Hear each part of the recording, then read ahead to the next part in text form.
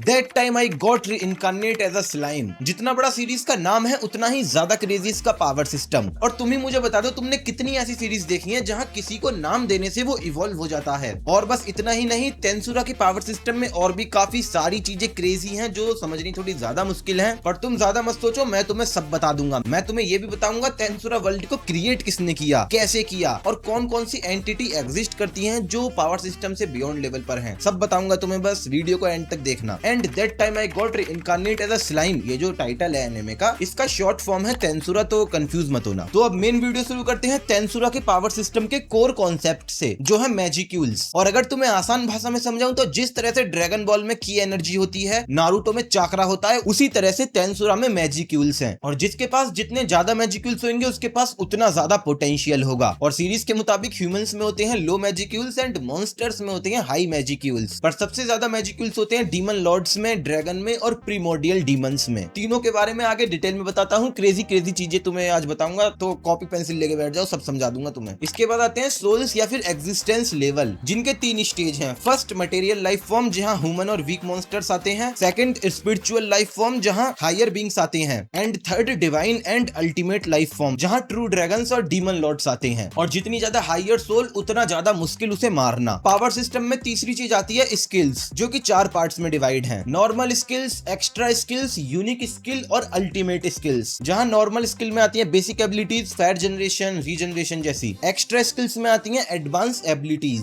Third unique skill, जहां extremely rare skills आती हैं, जैसे सियोन की शेफ या फिर रिमुरु की great sage. And fourth ultimate skill, और रिमुरु के पास 2 अल्टीमेट स्किल हैं, बेल्जीबब और रेफेल, जो कि ग्रेट सेज और प्रीडिएटर से इवॉल्व होके बनी है। एंड आने वाले सीजन में तुम देखोगे रिमुरु के पास तीसरी अल्टीमेट स्किल आएगी, जो और भी ज्यादा क्रेजी है। मैं स्पॉइलर नहीं देना चाहता, पर अगर तुम सारी चीजें जानना चाहते हो तो लाइक फॉलो सब्सक्राइब कर दो, क्योंकि ये मैं शॉर्ट्स में या फिर इंस्टाग्राम पे कवर करूंगा। अब पावर सिस्टम में थोड़ी आगे बढ़ते हैं तो हमें देखने को मिलेंगे मानस, जिसे तुम इवॉल्व इंटेलिजेंस कह सकते हो, या फिर एक ऐसी स्किल्स जिसके पास अपनी कॉन्शियसनेस है। एंड रिमुरु की जो राफेल अल्टीमेट स्किल है, वो जब सीएल में इवॉल्व होगी तब ऐसा होगा, मतलब तब वो मानस बन जाएगी, एक जिसके पास अपनी कॉन्शियसनेस है, जो किसी भी चीज के बारे में सोच सकती है, एनालाइज कर सकती है, ऑप्टिमाइज कर सकती है। इसके बाद आता है इवोल्यूशन सिस्टम, जो तेंसुरा के कोर कॉन्सेप्ट से रिलेटेड है। तुम्हें याद होगा मैंने स्टार्टिंग में ही बोल दिया था, जिसके पास जितने ज्यादा मैजिक्यूल्स होंगे उसके पास उतना पोटेंशियल रहेगा इवॉल्व होने का। और ये इवोल्यूशन सिस्टम उसी पर बेस है। तुमने देखा होगा रिमुरु जब भी किसी को नाम देता है तो उसके मैजिक्यूल्स सामने वाले में ट्रांसफर हो जाते हैं उस नाम के साथ, जिस वजह से उस वीक मॉन्स्टर के पास बहुत सारे मैजिक्यूल्स आ जाते हैं और वो इवॉल्व हो जाता है। एंड ये है तेंसुरा का इवोल्यूशन सिस्टम। लेकिन इवोल्यूशन में सिर्फ नेमिंग सिस्टम ही नहीं है, बल्कि एक और चीज है जिससे बंदा इवॉल्व हो सकता है, एंड वो है डीमन लॉर्ड इवोल्यूशन, जिसके 2 पार्ट हैं। फर्स्ट सीड डीमन लॉर्ड, यानी वो लोग जिनके पास पोटेंशियल है डीमन लॉर्ड बनने का। एंड सेकंड इवोल्यूशन है ट्रू डीमन लॉर्ड, जहां उस बंदे को जिसके पास डीमन लॉर्ड का सीड है, यानी जो पोटेंशियल है डीमन लॉर्ड बनने के, जब वो बंदा मैसिव हार्वेस्टिंग करेगा सोल की, यानी 1000 ऑफ पीपल्स को एक साथ निपटा देगा, तब उसे मिलेगा ह्यूज पावर जंप और उसकी अल्टीमेट स्किल्स अनलॉक हो जाएंगे एंड बाकी सारी स्किल्स इवॉल्व हो जाएंगी। एंड जो वो सीड डीमन लॉर्ड था वो बन जाएगा अब ट्रू डीमन लॉर्ड। और ये हमने एनिमे में होता हुआ देखा भी है, जब रिमुरु सीड डीमन लॉर्ड से ट्रू डीमन लॉर्ड में इवॉल्व होता है। इसके बाद पावर सिस्टम में आते हैं कुछ ऐसी एंटिटीज जो लिटरली रूल करती हैं पूरे तेंसुरा पर, जिनमें सबसे पहला नाम है ट्रू डीमंस का, जो कि सिर्फ 3 ही हैं। एंड अपना वेल्डोरा उनमें से एक है। एंड ये तीनों ही नियरली इमॉर्टल हैं, जिनके बारे में मैं डिटेल में एक और लॉन्ग वीडियो में बताऊंगा। तो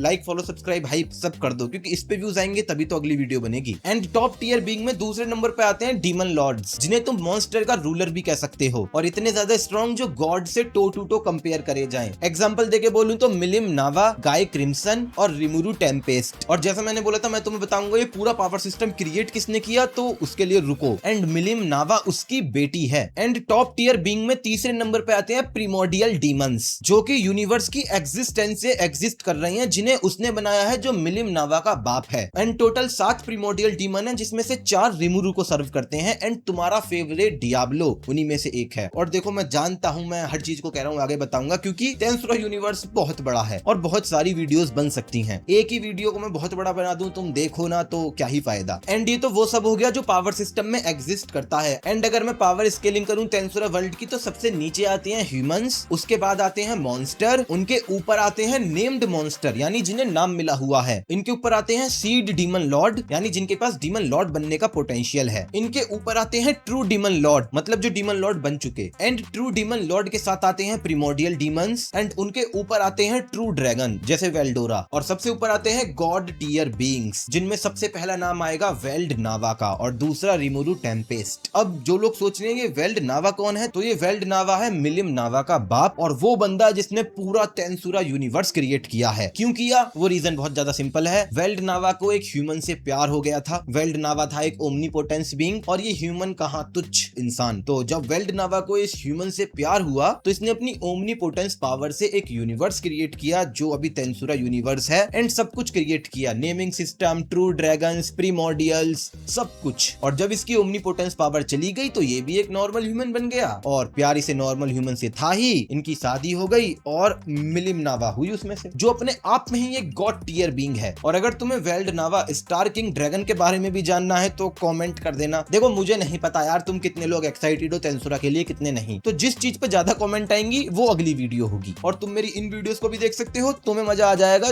गारंटी मेरी। तो जाओ जाकर देखो, मैं तुमसे वहीं मिलूंगा।